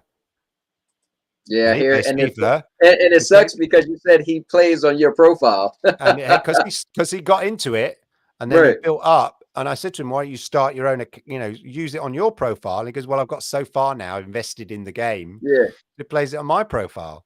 But the point is, Yeah, so we only have the most advanced. Okay, I have a decent gaming PC, but I'm not a gaming PC player, so I'm Right, not. right. In fact, I said to And my son, man, I I spent said I banned him. So I banned my son from downloading any PC games on this PC. That's why I mhm, gave him my old gaming PC. That's yeah, his. He can fill up his memory full of junk and put gaming pieces on that. But mine is game free. All my gaming on and this PC is via Stadia, right? Because I yeah. want this for editing and stuff like that. I don't want any stupid games on here. Yeah, I spent top dollar on my gaming laptop, man, and not one game has been Yeah, installed to it. I got it mainly because I didn't. So when I got into cloud gaming and Stadia, I was like, oh, you could stream on anything, right? Okay, yeah, fine, I could play it on anything. What I didn't know, because I got into content creation, I didn't know that now when you take that signal, right, on my old laptop, and then for my birthday 2 years ago, I bought a Lenovo like three, whatever it was. It was really low end, right? It was $249, right? I'm thinking like, oh, I'm great because it's Stadia.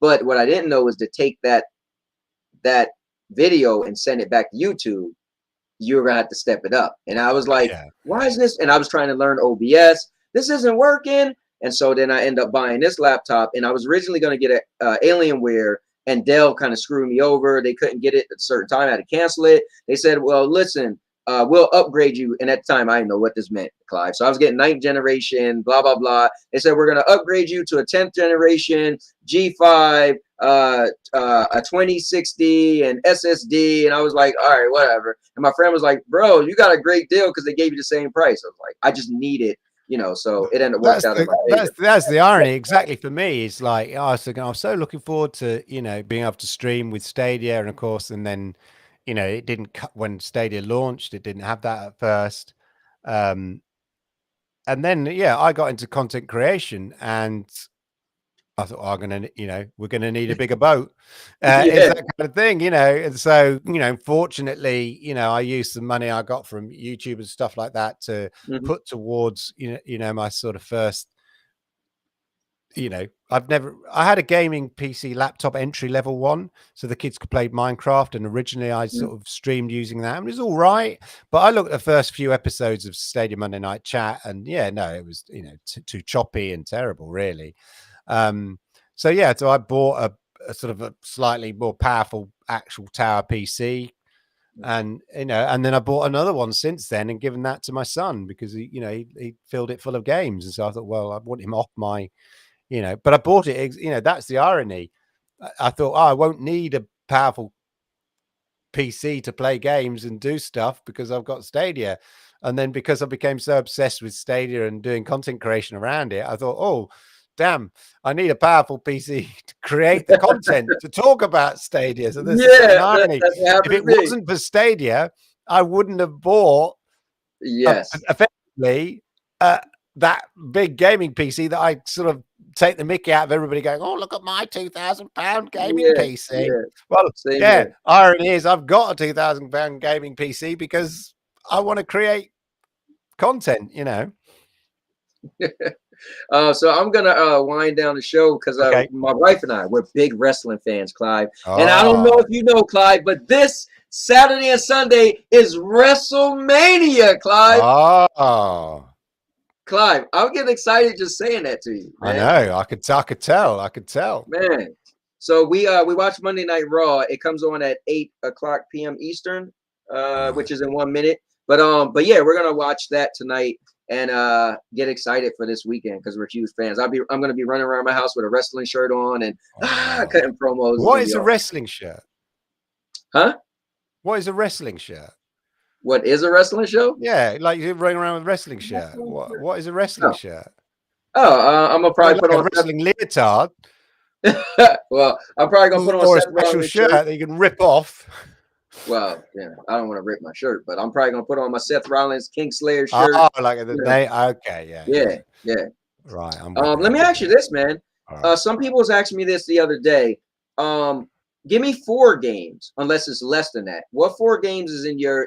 Everybody say I got a backlog of games I started and I didn't finish, or I need to finish. Or there are Oh games that God. you're like, you know what, man? When I get time, I gotta get to this game. I haven't finished Doom Eternal, Oh, right? I played it loads. So that I started Assassin's Creed Odyssey. okay. I haven't finished that. I did finish Far Cry 5. I'm still playing Far Cry 6. I haven't started Valhalla. So yeah, there are. Hmm. That's the thing that now it's ridiculous because the Stadia Pro games Oh yeah, keep like coming out. It's like I haven't. I mean, I've started a few, but now, like I was, when Stadia Pro, when Stadia started, you felt like almost obligated as a sort of Stadia fanboy to play every Stadia Pro game. Whereas mhm, now I claim everything. Why right. wouldn't you? But I I don't necessarily feel obligated to play them all. And occasionally I'll go back and out of curiosity, but then I'll soon make up my mind. I'll go, nope, not for me, which is So fine. That's the did freedom. So so here's what's funny. My wife beat more games on Stadia than me because she liked the one player games, and yeah, she played them and beat them. She was already into Life is Strange. She beat part 2 already on yeah. PlayStation. So when part 3 came out, I Started bought that it one, for her yeah. on here. She beat that. She beat the Life is Strange, whatever, the prequel, and now she's playing the other one. She's playing Foreclosed. She beat Wave Tail. So I was gonna ask you, did you play Wave Wave Tail. Tail? I feel like Yeah, I that's a did. sleeper hit, Yeah, man. yeah. I think I can't remember that I finished it. I'm very close to the end. If not, I Yeah. can't quite remember. I'm thinking. I'm fighting. No spoilers. But I think I'm pretty close to the end. Okay. But then I got distracted by like another game. That's what happened That, to and some me. people say that's the trouble with with Games Pass or Stadia Pro and Stadia. Right. You get distracted. But that's a nice thing. It's like sometimes you get into it. Like I played like Red Dead Redemption 2. I mean, it's probably my all-time favorite game. Played it, I came to it late, played it through, loved it, all the way. And some games just get you and you're in. Far Cry 5, a bit like that, although I found it a little bit kind of tedious. Like, oh, do Mhm. I really have to go and do this now? Am I still haven't defeated this guy yet? I've still got a few more missions before it will allow, Right.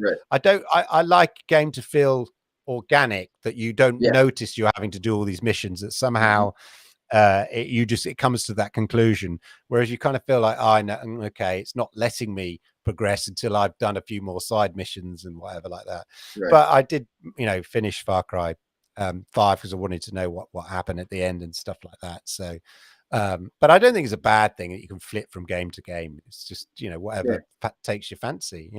I'm always get Yeah. like a game like PUBG. I'll always which doesn't have a story, you can always I just know go that's your back and have thing, man. couple of rounds of PUBG. Yeah. Have you gave nine to five a go? Yeah. I find it still too choppy. Okay. It's not smooth.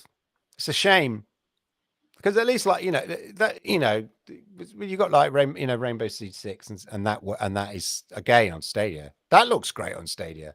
Yeah. I have to be honest. It plays really fast and sharp. Um yeah, so it's like I just wish that's why so I talked about some of the Ubisoft games like X Defiant and Heartlands Hmm. coming.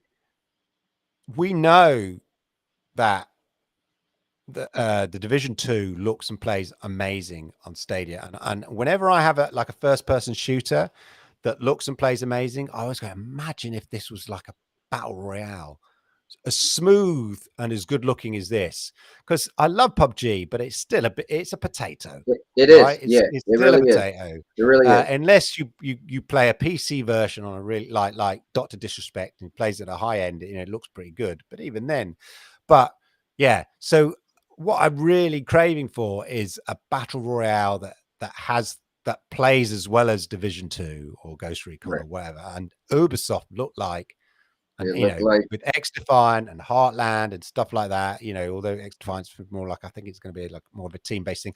But the point Mhm. is, it graphically, it's going to run and look amazing and give you that kind of battle royale team battle kind of Yeah. experience. Now let me ask you this: your preference in game, if you had to choose third person or first person. I think It depends. I think it really depends on the game. I think a narrative game. Okay. I think third person. You know, if I think about Lara, if I think about Tomb Raider and those kind of stuff, and Red Dead Redemption 2 with strong narratives, puzzle elements, and stuff like that, probably third person. But if it's a sort of much more an action orientated game, you know, could have a story element, much more, you know, like combat stuff, then probably first person. Yeah. Yeah. You know, I like that. I like Metro Exodus was a combination, a good combination of both the Metro series, because it's in first person, but has a really strong and powerful story narrative. But what I liked about the Metro Exodus games is the way the camera moves.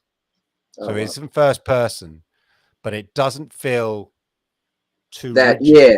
It's got like a sort of movement as though you're moving with it, and it just feels slightly more. I remember seeing Dr. Disrespect play a level on it, and I thought, thinking, wow, graphically, this looks really amazing. And I couldn't quite put my finger on it. It wasn't only just because it looked graphically, it was because the way it moved, the camera moved. It sort of moved like you sort of see there's a slight movement when you're walking along, whereas most first persons, it's like a fixed camera. It kind of it moves on rails, as it were, a bit to a certain degree. So yeah, that always blew me away when I first saw Metro Exodus, and just think, wow. And the cobwebs and his hands, when his hands came up, and his hands look so real. And, you know, when he looks down his hand and he brushes the cobwebs away and stuff like that. So yeah, first person is probably my favorite thing for a combat type action game. Nice. All right. Well, I think that's all that I throw at you. Yeah. Clive, man, thanks for coming in. You know, this wasn't planned I didn't mean to take up so much of your time, but you got me going. You got me talking. Hey, listen, and I love it, man. And this was cool. It wasn't planned, but and I had somebody that was going to show up, and they couldn't make it, and this was just cool because you and me just talked about. And I'm even going to change the title, because I think we talked so much about a cloud native game. That was pretty much what does a cloud native game mean? Yeah. Right. What is a cloud native game? There we are. Let's make the thumbnail now. Yeah. Yeah, right. There you go. Screenshot. Hold on, let me do this. No, it's usually for any kind of thumbnail, I should be like that, you know, shock horror. Yeah. Got you. All right, man. Well, listen, thank you very much. I mean it, man. I've been saying this since day one.